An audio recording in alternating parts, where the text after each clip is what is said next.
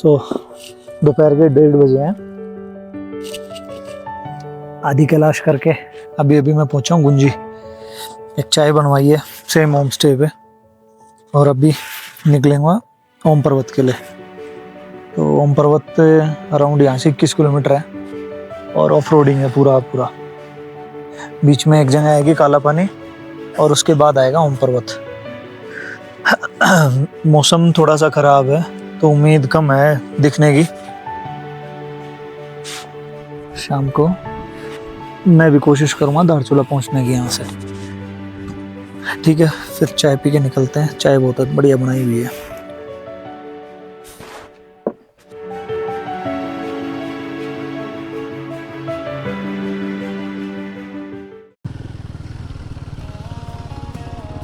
ओम पर्वत जा रहा था कि सारा का सारा रास्ता टूटा पड़ा है ओम पर्वत का। है तो ये 20 ही किलोमीटर, लेकिन इस 20 किलोमीटर में 1-1.25 घंटा लग जाएगा। सारा रोड ही नहीं है, ऐसा रोड है। और बीच बीच में झरने और नाले,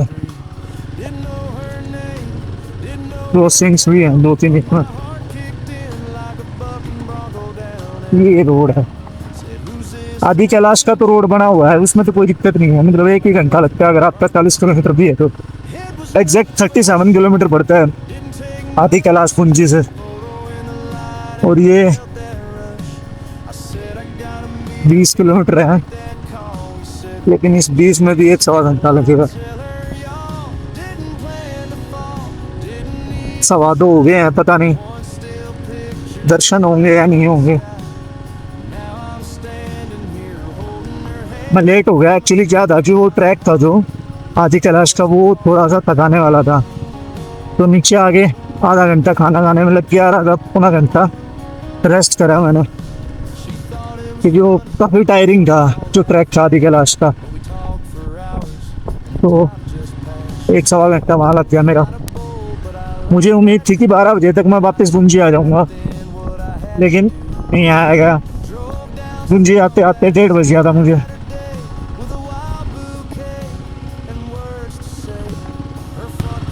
ये वाला रोड कुछ है ना।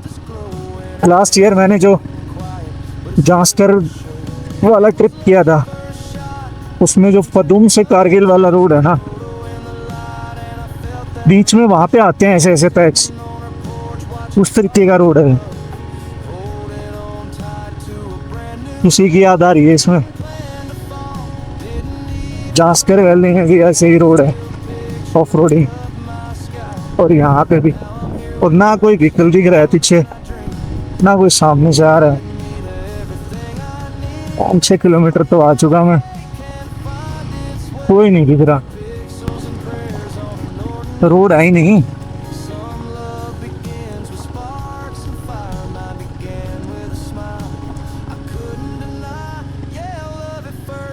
साथ में नाला सा बह रहा है छोटा सा।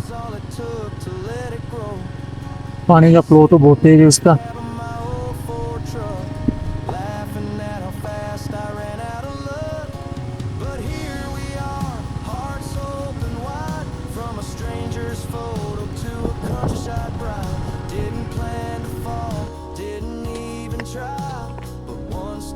ज्यादा बड़ी तो नहीं है,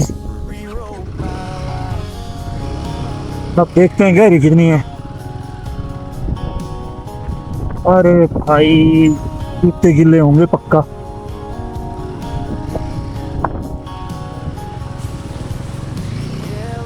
हो गए गिले, जिसका डर था वही हुआ,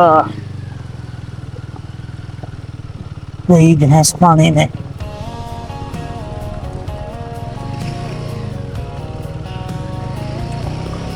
हो गए गिले फिर।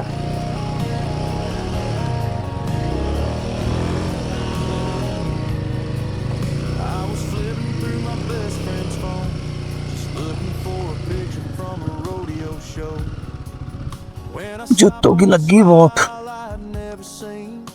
Sunlight on her hair, soft and sweet as a dream. Didn't know her name, didn't know her town, but my heart सारे पानी के भर के हैं। पहली वाटर क्रॉसिंग है ये इस ट्रिप की।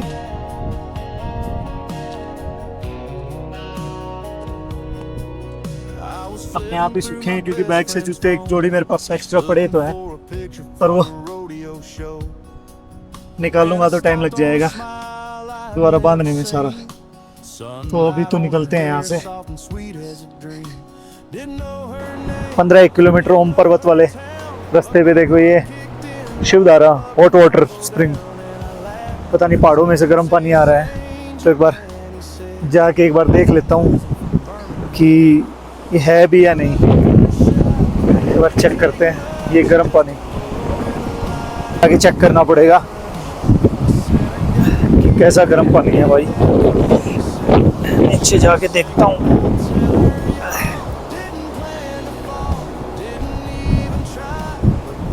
ये वाला है ना गरम,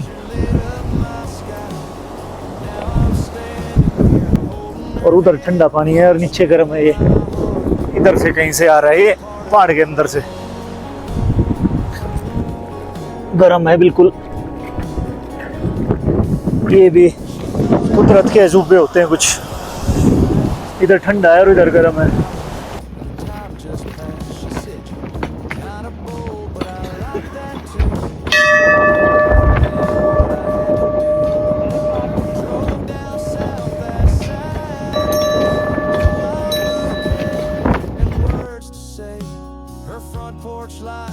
Was the softest glow and her yes came quiet, but it stole the show.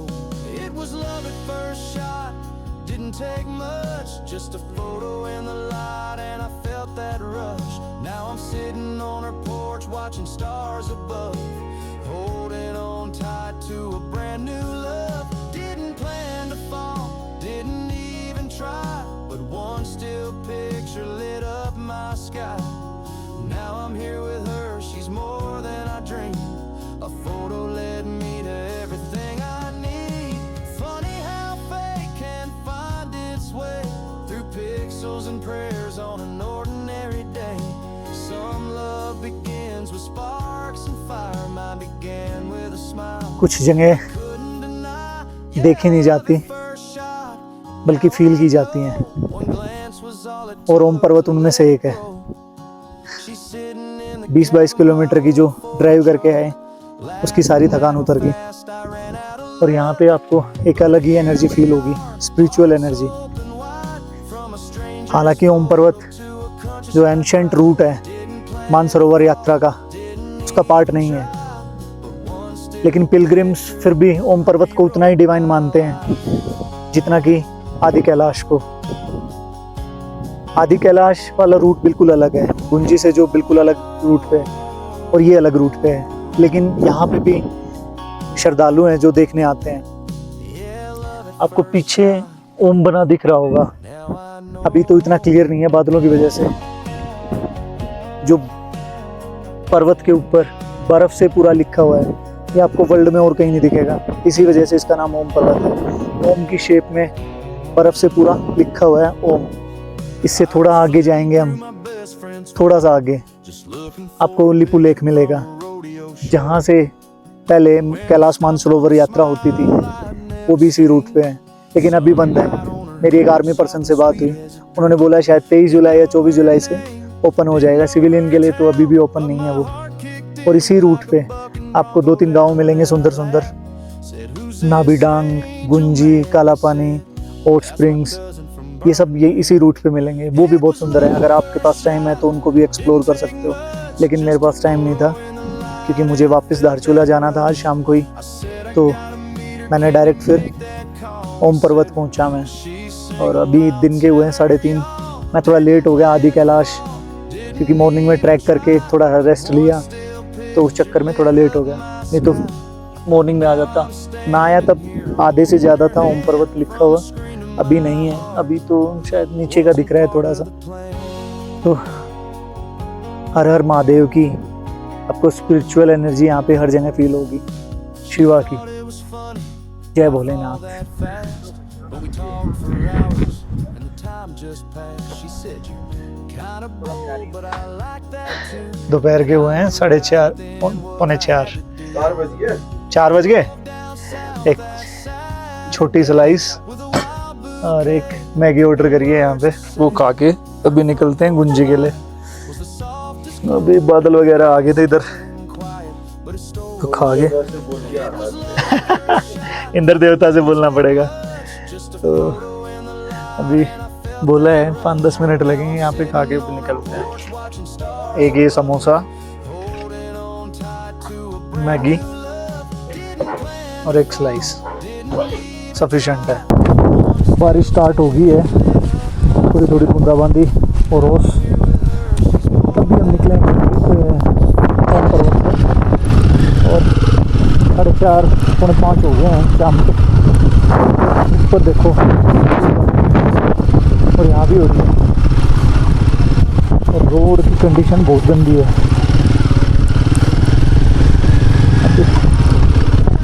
पौना घंटा के करीब लगेगा मैं गुंजी पहुँचने में।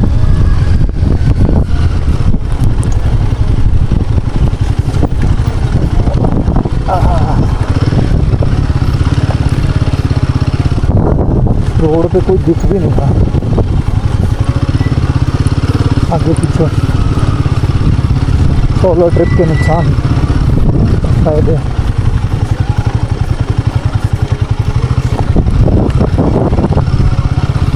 सामने नज़ारे देखो।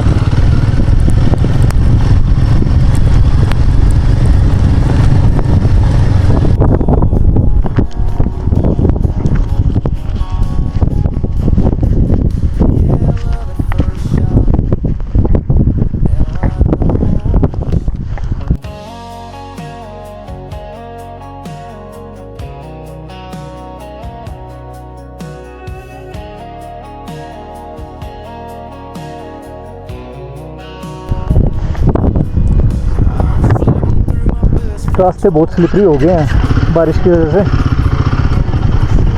तो बिल्कुल 5 या 10 की स्पीड पे चलना पड़ेगा। कुछ पे रोड गंदे और ऊपर से बारिश हो रही है। और देख लो रोडों का, रोड तो है ही नहीं। जय भोलेनाथ।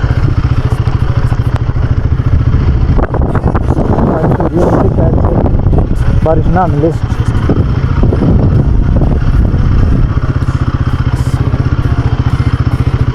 दस मिनट हो गए बारिश होते हुए।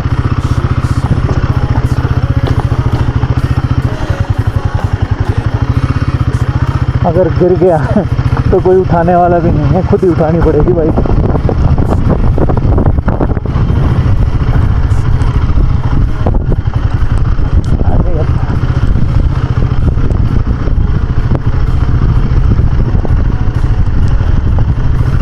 भोलेनाथ।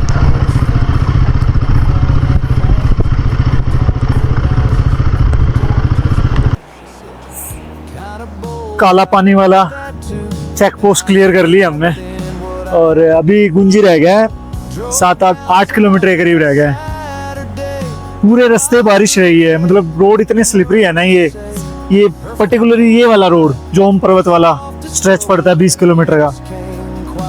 बारिश के टाइम पे तो मतलब पूछो मत। वैसे ही सुबह जब मैं मॉर्निंग में गया तो रोड नहीं था, मतलब पूरा ऑफ रोडिंग था। और अब तब से 10-12 किलोमीटर हो गए हैं तब से बारिश आई हुई है। 15-20 से ऊपर बाइक नहीं चली है। 20 किलोमीटर 20 की स्पीड से ही चली है बस। 15-20 और अभी 7-8 किलोमीटर हो रहे हैं जय गुंजी। ऊपर पहाड़ों में बहुत तेज बारिश हो रही है और ये साथ में रिवर इतनी तेज बह रही है ना, कुछ तो बारिश का पानी और कुछ ग्लेशियर्स पिघल गए। अभी यहाँ से 20-25 मिनट और लगेंगे। धीरे धीरे लेके जाऊंगा बाइक को, क्योंकि अगर बाइक गिर गई तो कोई उठाने वाला भी नहीं है, खुद ही उठानी पड़ेगी। और फिर गुंजी से चिया लेक क्रॉस करनी है, वहाँ पे भी परमिट चेक होगा। वो थोड़ा हाइट पे, फोक वाला एरिया जो आपने पहले भी देखा था। और फिर उसके बाद आएगा बूदी। तो मेरा प्लान ये है कि दारचूला ना पहुंचा जाए तो एटलीस्ट बूदी पहुंच के स्टे किया जाए। तो देखते हैं, यहाँ से निकलता हूँ। अभी 2 मिनट का ऑर्डर लिया है बस। बारिश की वजह से पूरा गिले हो गए हैं कपड़े, लेकिन चलना तो पड़ेगा ही क्योंकि बारिश के टाइम पे लैंडस्लाइड का भी रहता है, ऊपर से क्या पता कौन सा पत्थर आ जाए। निकलता हूँ अभी यहाँ से। गुंजी सरस 1-1.5-2 किलोमीटर रह गया। और ये व्यू देखिए, पूरा गुंजी सामने। बारिश भी कम हो गई है बिल्कुल और हम पहुँच गए गुंजी। शाम के 5:30 हो गए हैं। अभी प्लान है चिया लेक क्रॉस करने का, क्योंकि वहाँ पे रात को धुंध हो जाती है बहुत ज़्यादा, तो मैं चाहता हूँ कि दिन में ही वो क्रॉस हो जाए। अराउंड यहाँ से 15-1 किलोमीटर पड़ेगा चिया लेक, एग्जैक्ट तो नहीं पता, 15 किलोमीटर अराउंड होगा। अभी निकलते हैं यहाँ से चिया लेक के लिए, कि वो पास क्रॉस करना बहुत ज़रूरी है। अभी हम पहुँचने वाले हैं चिया लेक।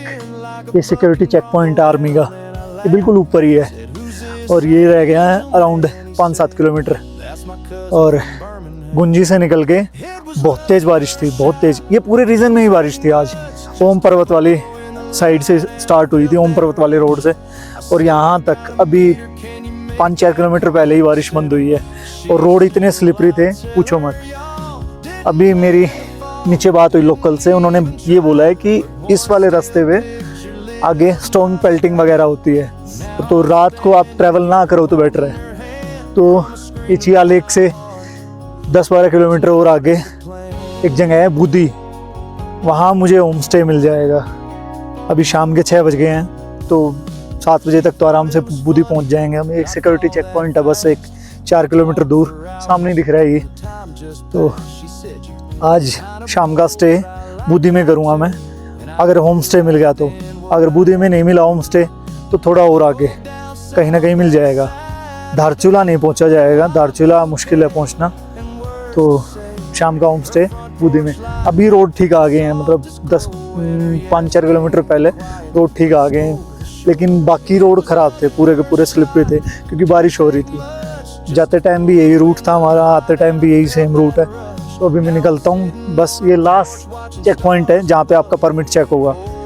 और जब आप धारचूला से आते हैं तो ये फर्स्ट होता है, या जहाँ आपका परमिट चेक होता है। अराउंड 10 से 12 जगह हमारा परमिट चेक हुआ है, तो बिना परमिट के तो काम ही नहीं चलेगा। आपको अपना अगर आदि कैलाश और ओम पर्वत करना है तो परमिट तो लेके आना ही पड़ेगा, परमिट बनवाना पड़ेगा। किसी एजेंट से बनवा लो या वैसे बनवा लो, बिना परमिट के काम नहीं चलेगा।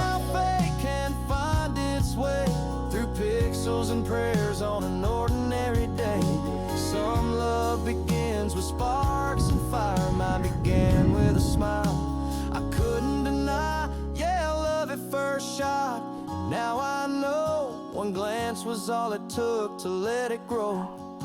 She's sitting in the cab of my old Ford truck, laughing at how fast I ran out of luck. But here we are, hearts open wide, from a stranger's photo to a countryside bride. Didn't plan to fall, didn't even try, but one still picture rewrote my life.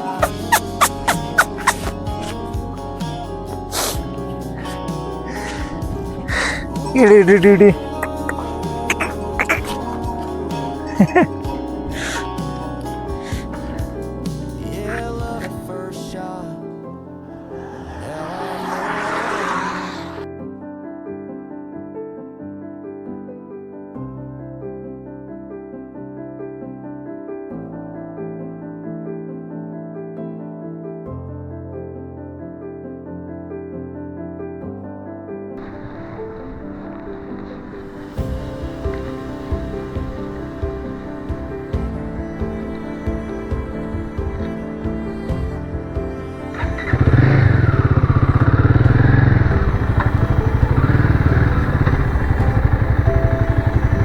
ऐसा नज़ारा कभी नहीं देखा life में मैंने। ये view देख रहे हो आप, इस सामने है बुद्धि गांव और ये क्लाउड बिल्कुल बुद्धि गांव के बिल्कुल ऊपर। कितना नीचे आए हुए हैं, क्या नज़ारे हैं। बस यहाँ से 4 किलोमीटर और रह गया। आज बारिश हुई है तो ये बादल बिल्कुल नीचे आए हुए हैं, गांव के बिल्कुल ऊपर, और ये पहाड़।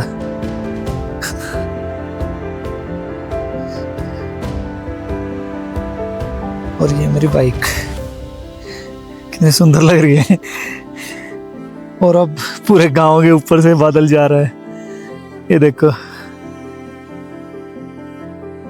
ये नीचे गांव है और गांव के ऊपर से पूरा बादल बिल्कुल नीचे है, घरों के बिल्कुल साथ से जा रहे हैं और ऊपर तक।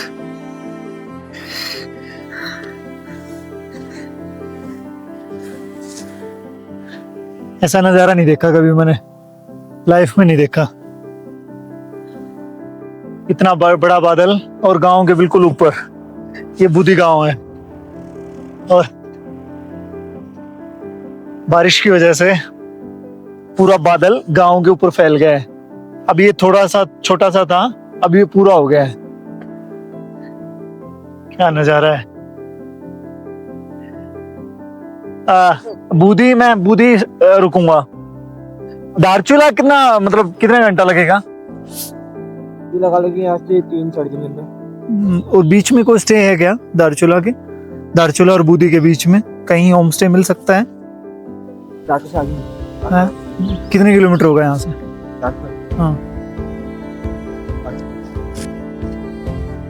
अभी यहाँ पे गांव दिख रहा था, अभी नहीं दिख रहा, और ये कुछ भी नहीं दिख रहा। अब तो नीचे रोड है गांव में जाने की और ये नदी बह रही है।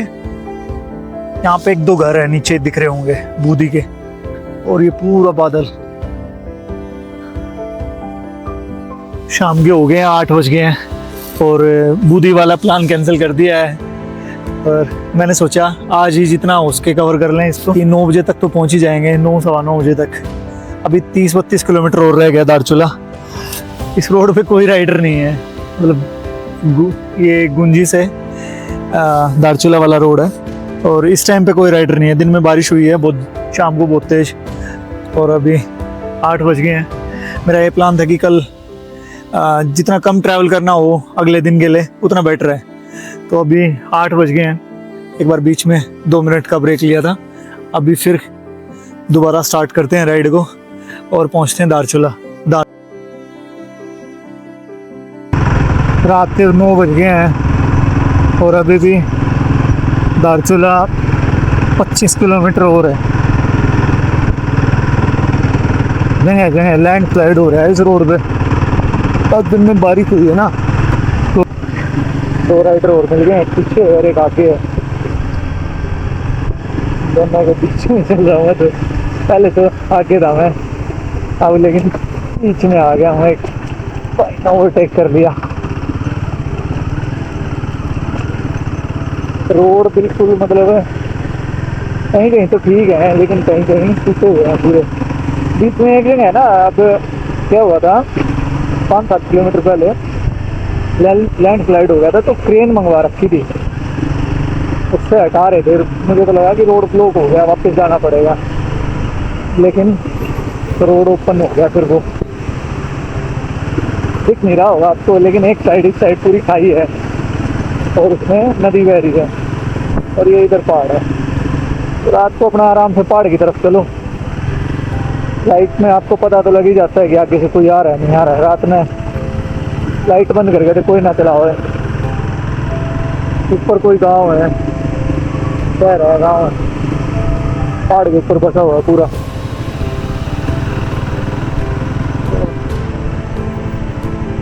जय शंभू बोले। पहुंच ही जाएंगे 45 मिनट में शायद से, 9:45-10 बजे तक।